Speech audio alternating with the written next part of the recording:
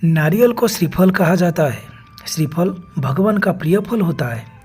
नारियल की बाहरी हिस्से को अहं का प्रतीक माना जाता है और अंदर के हिस्से को शांति का प्रतीक। इसीलिए नारियल फोड़ने का अर्थ है कि हम अपनी अहंकार को भगवान के श्री चरणों में त्यागते हैं। नारियल पर बनी 3 आंखों की तुलना शिव जी के त्रिनेत्र से की जाती है, इसीलिए नारियल को शुभ माना जाता है। हमारे हिंदू धर्म में कोई भी पूजा पाठ बिना नारियल के अधूरा होता है। लेकिन क्या आप जानते हैं कि यह नारियल आया कहाँ से और धार्मिक कामों में इसको इतना महत्व क्यों दिया जाता है? चलिए जानते हैं। अगर आप मेरे चैनल में नए हैं तो वीडियो को सब्सक्राइब करके बेल आइकन को क्लिक कर दीजिए। प्राचीन काल में सत्यव्रत नाम के एक राजा राज करते थे, जिनका ईश्वर में भरपूर विश्वास था। उनके पास किसी भी चीज़ की कमी नहीं थी। सब कुछ होने के बाद भी उनका एक इच्छा थी जिसे वो पूर्ण करना चाहते थे। वो अपने जीवन में कम से कम एक बार स्वर्गलोक के सौंदर्य को देखना चाहते थे, लेकिन उन्हें इसका मार्ग नहीं पता था। दूसरी ओर ऋषि विश्वामित्र तपस्या करने के लिए अपने घर से काफ़ी दूर चले गए थे। काफ़ी समय बीत गया, वो घर वापस नहीं आए।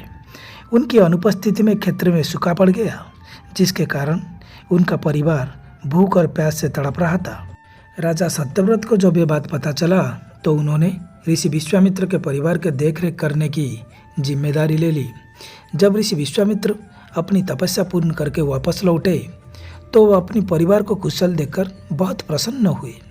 उन्हें अपने परिवार वालों से पता चला कि उनकी अनुपस्थिति में राजा सत्यव्रत ने उनके पालन पोषण की जिम्मेदारी उठाई थी। ये सुनकर मुनिवर तुरंत ही राजमहल पहुँचे और सबसे पहले महाराज को धन्यवाद कहा। बदले में राजा सत्यव्रत ऋषि विश्वामित्र द्वारा उन्हें के वर देने के लिए निवेदन किया। राजा के बात सुनकर ऋषि विश्वामित्र ने कहा, बोलिए महाराज, आपको क्या वरदान चाहिए? तब महाराज ने कहा, हे मुनि, मुझे जीवन में सिर्फ एक बार स्वर्गलोक के दर्शन करना है। कृपा करके मुझे वहाँ जाने का मार्ग बता दीजिए। राजा की प्रार्थना सुनकर ऋषि विश्वामित्र एक ऐसा रास्ता बताया जो सीधा स्वर्गलोक की ओर जा रहा था। राजा बहुत खुश हुए और वह तुरंत उस रास्ते पर चल पड़े। वो स्वर्गलोक के पास पहुंचते ही देवराज इंद्र ने उन्हें धक्का दे दिया, जिसके कारण वो सीधे जाकर धरती पर गिरे।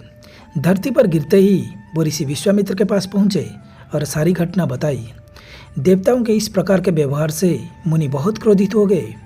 उन्होंने देवताओं से बात करके इस समस्या का हल निकाला, जिसके बाद राजा के लिए एक नया स्वर्गलोक निर्माण किया गया, जो पृथ्वी और देवताओं के स्वर्गलोक के बीचों बीच उपस्थित था। नए स्वर्गलोक पाकर राजा सत्यव्रत बहुत खुश हुए, लेकिन ऋषि विश्वामित्र दुविधा में पड़ गए। उन्हें की चिंता लगातार सता रही थी। उन्हें डर था कि कहीं जोरदार हवा के कारण नए स्वर्गलोक गिर ना पड़े। अगर ऐसा हुआ तो राजा सत्यव्रत फिर दोबारा धरती पर आ गिरेंगे। काफ़ी सोचने के बाद ऋषि विश्वामित्र को एक उपाय सूझा। उन्होंने नए स्वर्गलोक के नीचे एक लंबा सा खंभा लगा दिया, ताकि नए स्वर्गलोक को सहारा मिल सके। समय बीतता गया। नए स्वर्गलोक के नीचे लगाया हुआ खंभा एक विशाल पेड़ के रूप में बदल गया। यही नहीं, कुछ समय पश्चात जब राजा सत्यव्रत की मृत्यु हुई तो उनका सिर एक फल में तब्दील हो गया। तब से इस खंभे को नारियल का पेड़ कहा जाने लगा, और जबकि राजा का सिर नारियल के रूप में जाने लगा। और आज के समय में हर शुभ कामों के लिए इसका प्रयोग किया जाता है। वही कारण है कि नारियल का पेड़ इतना लंबा होता है। यही थी नारियल जन्म की पूरी कहानी। आपको ये कहानी कैसा लगा हमें कमेंट करके ज़रूर बताएं। लाइक, शेयर, सब्सक्राइब करके हमें सपोर्ट करें। फिर मिलेंगे। नमस्ते।